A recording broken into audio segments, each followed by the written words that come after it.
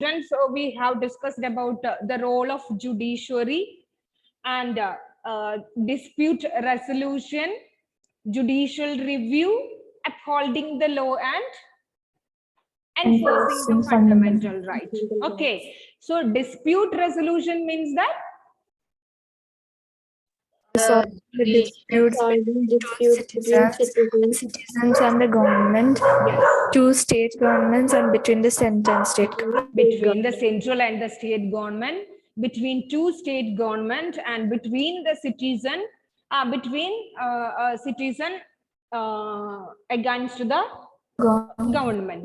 Okay, so it is solving the dispute. It provides a mechanism to solve the dispute among these all groups. Judicial review, the final, as the final interpreter of the constitution, judiciary has the power even to strike down the laws which were passed by the parliament if it violates the basic structure of the constitution. Okay, if any law passed by the parliament, if it violates the basic structure of our constitution, judiciary has the power to cancel, okay, even to cancel that law. Is it clear? Yes.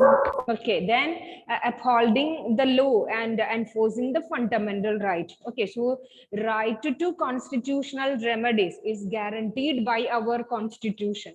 So if it is seen that any of our fundamental right, if it is being violated, just like Hakim Sheikh, okay, he was traveling in a train, but he met with an accident, and even though he approached many of the government hospital, nobody was ready to give treatment to him. Okay, so he admitted in a private hospital, and he completed his treatment. After when he recovered, he filed a case against the government because Article 21 ensures right to life. Have you noted down, children? Yes, ma'am. Okay. So Article 21, it ensures right to life, right to health. Okay, right to health also included in that one. So it is the responsibility of the government to provide necessary treatment. Okay, necessary treatment for the citizen. But in this case, okay, in his case, it was failed. Okay, so the Supreme Court has ordered the government, Bengal government, he was from Bengal, to pay the compensation. Okay, to pay the compensation. That means the money it is involved. Okay, the money involved for his treatment. They are in a private hospital. He asked them to give it back. Okay, so this is the fundamental right. It has been violated. Hakim Sheikh, he was denied his treatment. Okay, so Article 21 ensures right to life, which also include right to health. Is it clear, children? Yes, ma'am. Okay, so these three are the main roles of judiciary. Dispute resolution, judicial review. Judiciary, it is an independent organ. Its powers are not limited by the government or by the elected representative.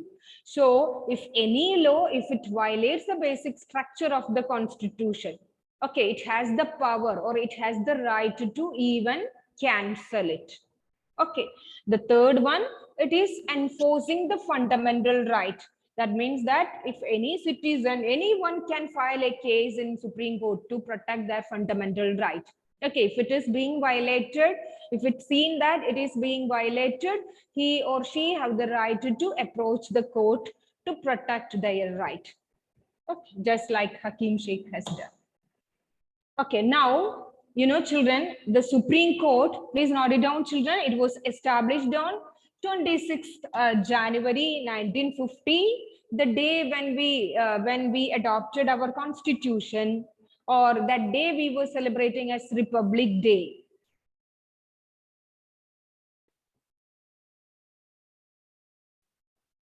It was established on 26th January 1950, after when we became free.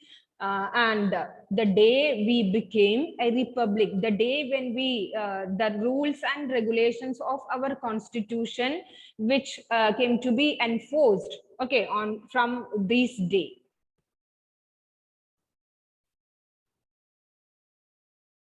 And you know, children, before, okay, before 1950, Supreme Court, okay, there was a court which was known as the Federal Court. Is it okay?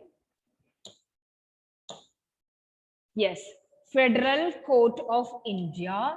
Predecessor means before the Supreme Court, before 1950. So that court was, you know, children, from 1937 till 1949. It was here. It was located in the Chamber of Princes in the Parliament House, Delhi. And it is moved to its present building on Mathura Road in New Delhi in the year 1958. So before, you know, children, 1950, 26 January 1950, Supreme Court was established. And before, it was not known as Federal Court of India. Okay.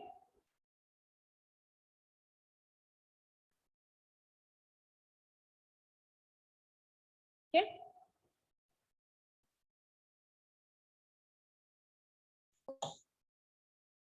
And so now we were going to discuss what do you mean by an independent judiciary.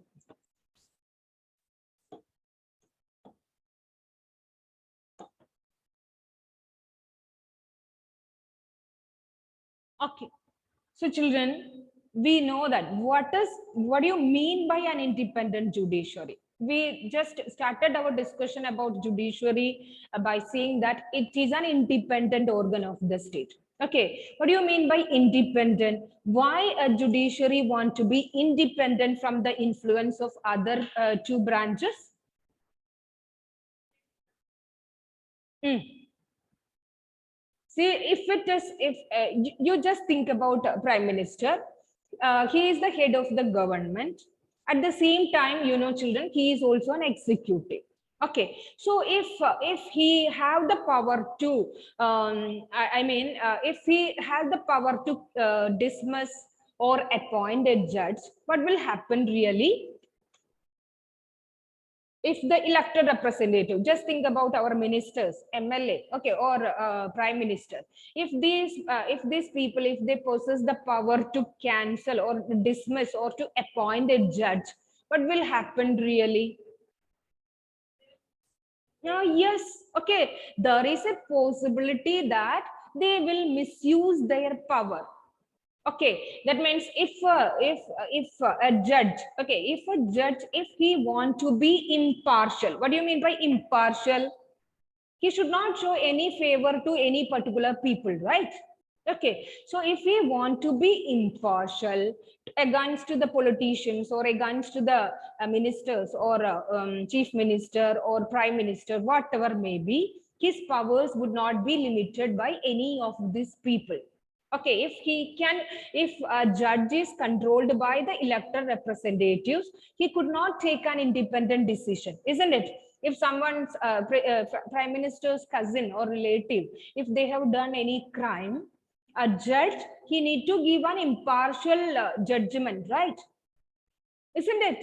Yes. Or if he can bribe by that minister or by the prime minister, even by the prime minister, his decision, it will not be independent. And the poor people, sometimes the poor people, they will not get proper justice. They will not be considered by the other people. Isn't it, children? Yes. Okay. So, that is happening, but still, this is against the law, right?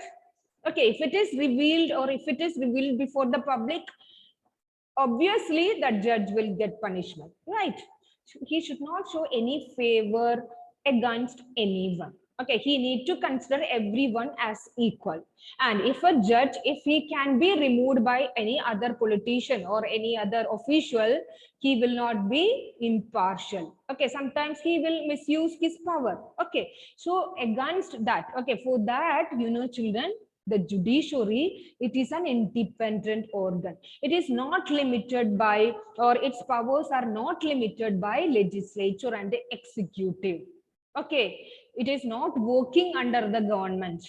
Okay, so we hear of rich and powerful people in India trying to influence the judicial process. That means the rich people, they can sometimes they will try to influence the judicial process.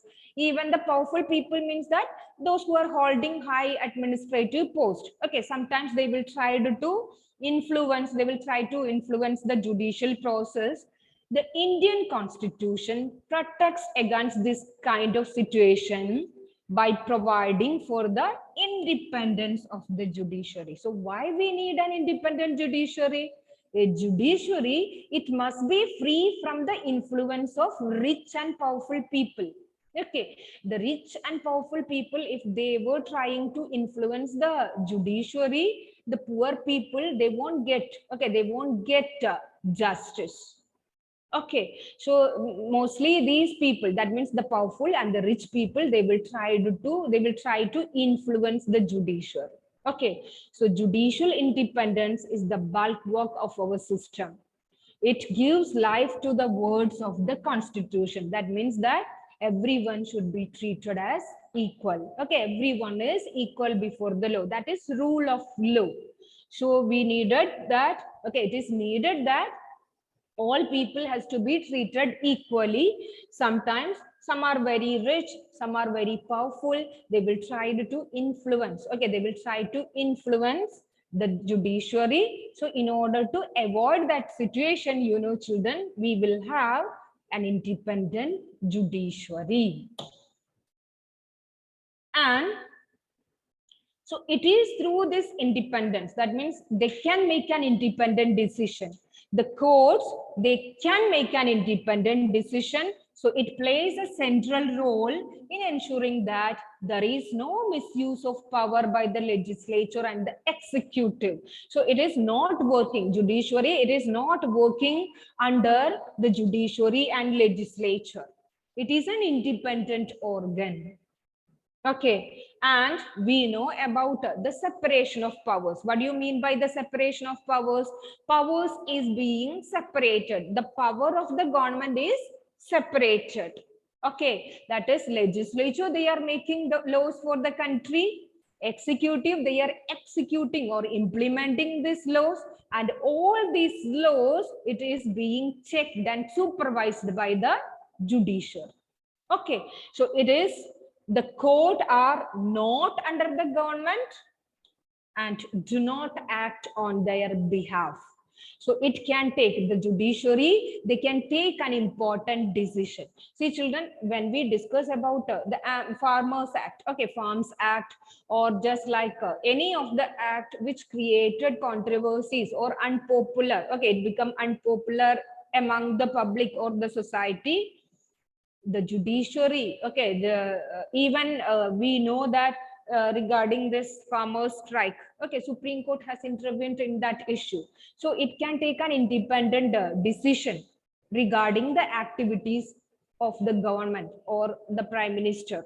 Okay, so it means that the court are not under the government, it is not working under the legislature or executive, and it do not act on their behalf. Okay, so its powers are not limited by the members of legislature or the executive. Is it clear, children?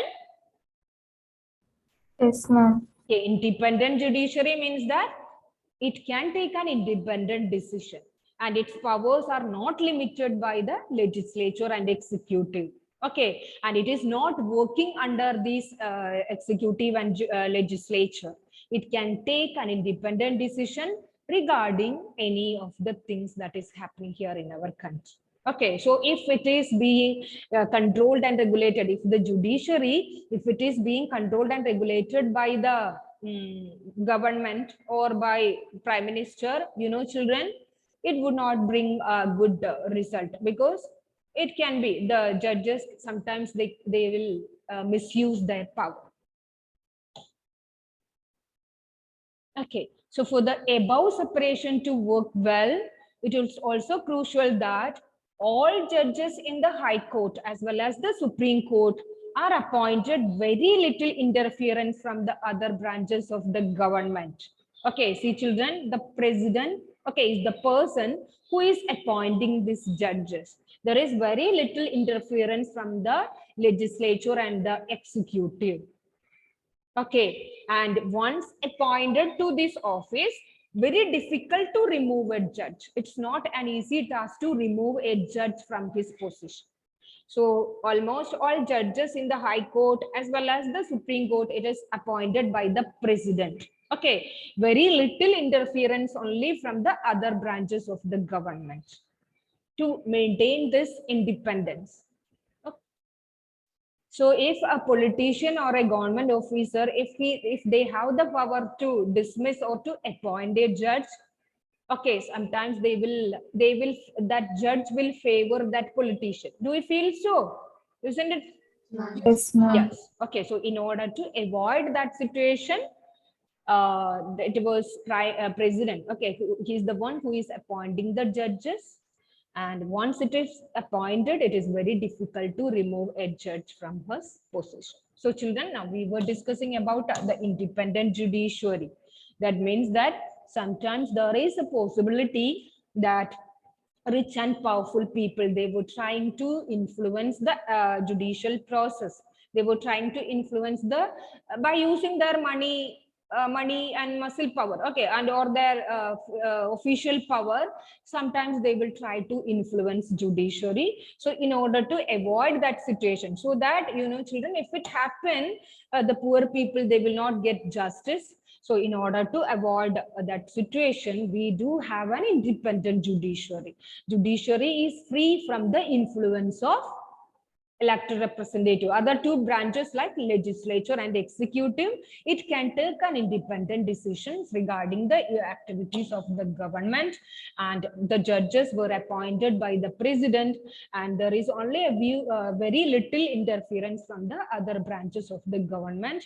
Once it is appointed, it is very difficult to remove a judge.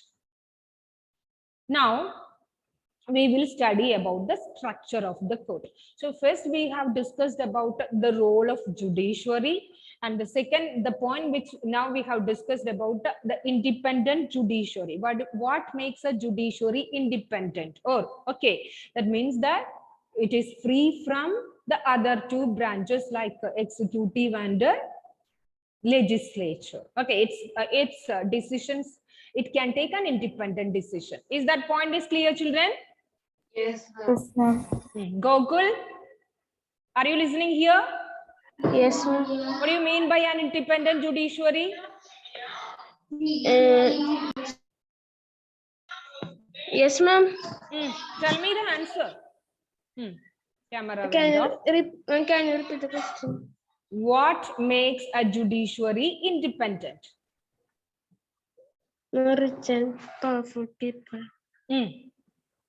Rich and powerful people? When they try to influence the they will try to influence yes, the judicial process. So in order to avoid that, Courts are not under. yes, good. Ma'am, Okay. Courts are not under government's control. Ma'am, I Yes. have a doubt. Yes, tell me. If the judge do something wrong, like against the law, it is easy to remove him, right? Yes. Okay, if a judge, if he have done something against the law, he will be removed from his position. Okay, his powers are not limited. That does not mean that he can do anything. Okay, he will also be checked, and if he has done anything against the law or against the legal procedure, he will be removed from his position. Okay. So what makes it independent means that everyone has to be everyone has to be treated equally here.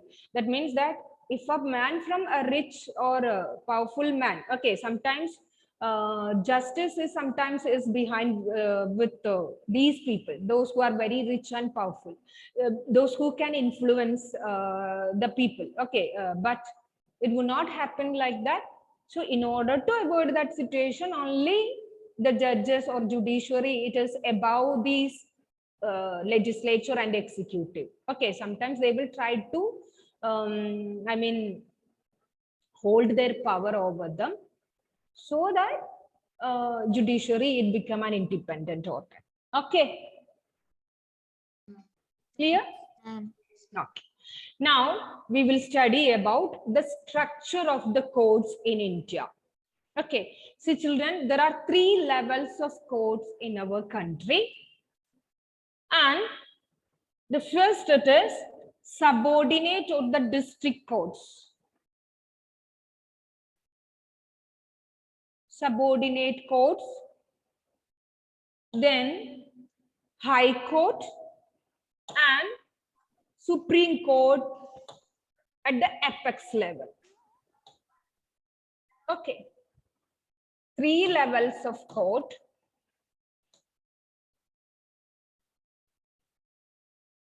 Lower courts, that is subordinate courts, then High Court for each state, and Supreme Court, it is the apex level. So 3 levels of courts in our country. We will study in detail about these 3 different levels of courts. Okay. So, you know, children, the subordinate or the district court, there are usually at all district level courts. Each district, there may be several subordinate courts. They hear many cases of many kinds of cases and pass the judgment. Okay, that means in each district there is district level courts, subordinate courts. You know, in each city or locality, it will be there. Like,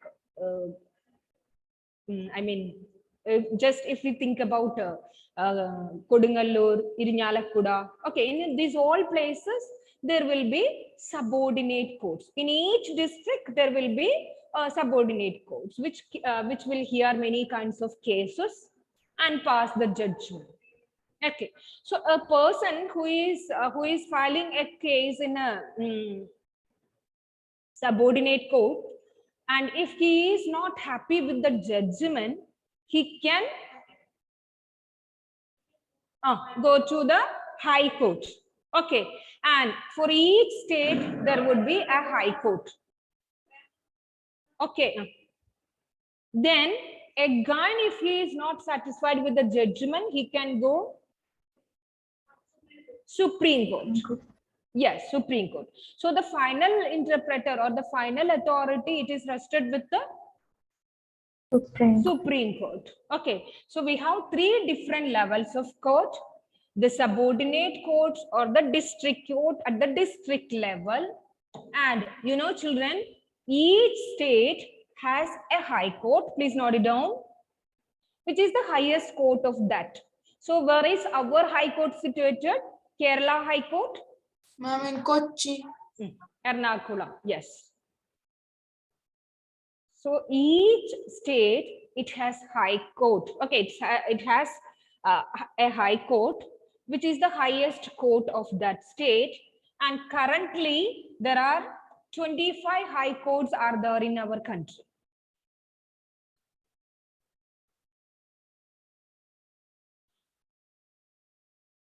Kerala High Court, it is located there in Ernakulam.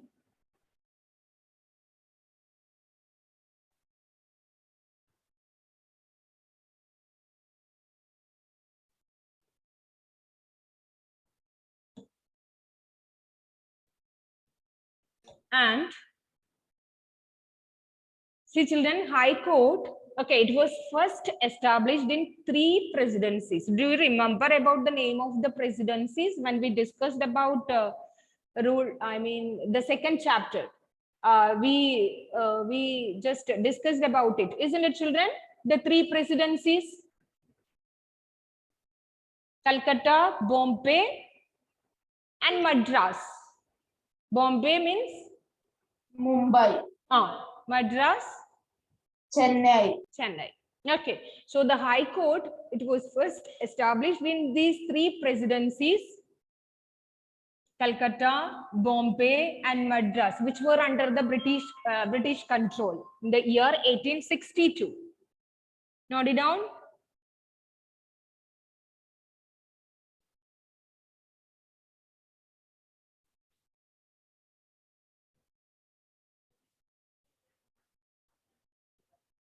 You know, children, there are three different levels of courts in our country. For each district, there is subordinate or district courts. Okay, and for each state, there would be a high court. Okay, and we have 25 high courts in our country, and it was first established in first three presidencies, that is in Calcutta, Bombay, and Madras. And the High Court of Delhi, it came up in the year 1966. So first it was established here in Calcutta, Bombay, and Madras. And the High Court of Delhi, it came up in the year 1966. And you know, children, we have only 25 high courts, right? Okay, some states are sharing a common high court. Okay, so here Punjab and Haryana, they share a common high court at Chandigarh. Note it down. So they have a common high court. Some states, they are sharing a common high court. So Punjab and Haryana, they share a common high court at Chandigarh.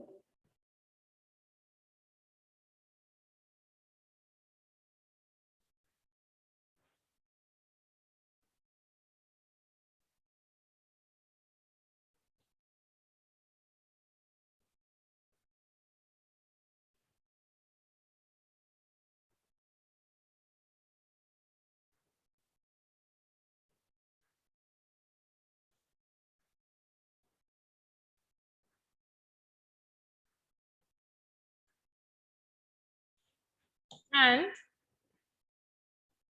4 northeastern states of Assam, Nagaland, Mizoram, and Arunachal Pradesh, okay, they also share a common high court at Guwahati. Note it down, children. Assam, Guwahati, you know, it is the capital of Assam. So Assam, Nagaland, Mizoram, and Arunachal Pradesh, they also share a common high court at Guwahati, which is the capital of Assam.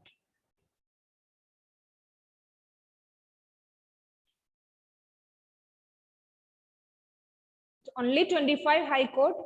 At present, how many states are there here in our country? Number of states. Each state has its own high court, isn't it, children? Hello? Yes, ma'am. Okay. So how many states are here in our country? How many states are there in India? 20? 9, Okay, so 25 high court. At present, there are only 25. Okay, so other states, you know, they were sharing a common high court. Do you understand the point? Yes, ma'am. Okay, so children, here, Punjab and Haryana, they share a common high court. Okay, it is in Chandigarh. So all these cases related to these two states will be there in Chandigarh. Do you understand? Okay, the same way, Assam, Nagaland, Mizoram, and Arunachal Pradesh, they also have a common high court at Guwahati, which is the capital of Assam. Guwahati is the capital of Assam. Yes. So there at high court, which control all these states: Nagaland, Mizoram, and Arunachal Pradesh. And you know, at current issue, you know, 2019 Telangana, you know, Andhra Pradesh and Telangana, it has a separate high court from 1st January 2019. Currently, it was happened.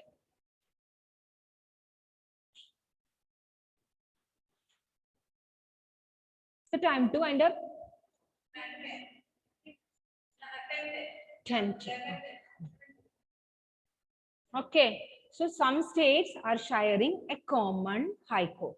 Each state has its own high court. Okay, it is the highest court of that state. Okay, Kerala, we know it is located there in Ernakulam. Okay, so here some states are sharing a common high court. Example, Nagaland, Mizoram, Arunachal Pradesh. Okay, they all have a same high court, and also Punjab and Haryana.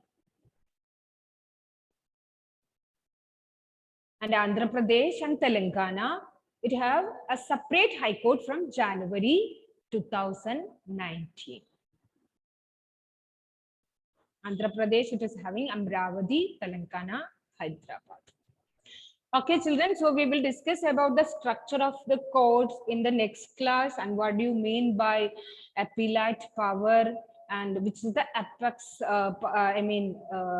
Supreme Court, about Supreme Court, about who have the power to appoint the judges and the difference between the Supreme Court and the High Court, the powers. Okay, the powers, this all we will discuss in the next class. Okay. Let me take a